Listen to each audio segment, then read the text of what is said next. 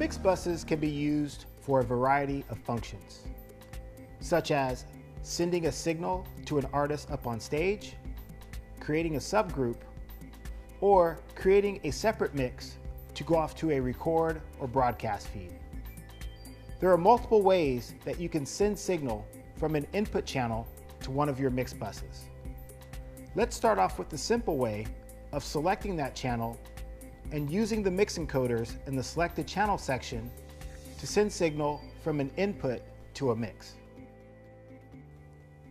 There are two different ways to send signal from an input channel to a mix. One way is to use the mix encoders in your selected channel section. If I wish to send signal from channel number 10 to mix number 1, first I make sure that I have mix 1 through 16 selected. Then I turn up the encoder for mix number 1. The signal being sent to mix number 1 is currently being sent pre-fader.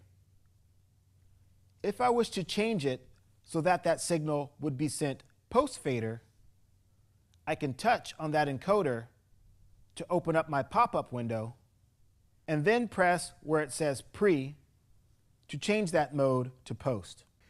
If you want to change all channels to post-fader for that mix, touch where it says all post.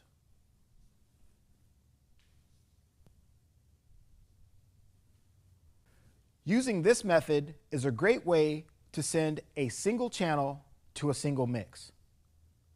When sending multiple channels to the same mix, Sends on Faders mode is a better option.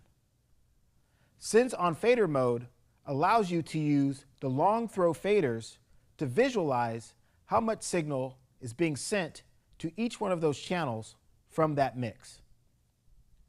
I'm going to touch over here on the right-hand side where it says Send on Fader. Touching at the top of that area allows you to go back and forth between your mixes 17 through 24 and your mixes 1 through 16.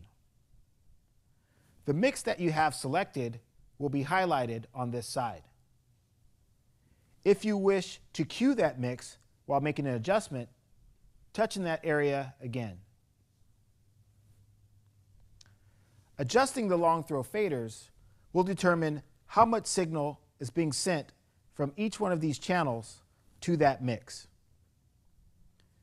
If my drummer is here on mix number 1 and he wants kick, snare, bass, guitar, and vocals in his mix, we can do that.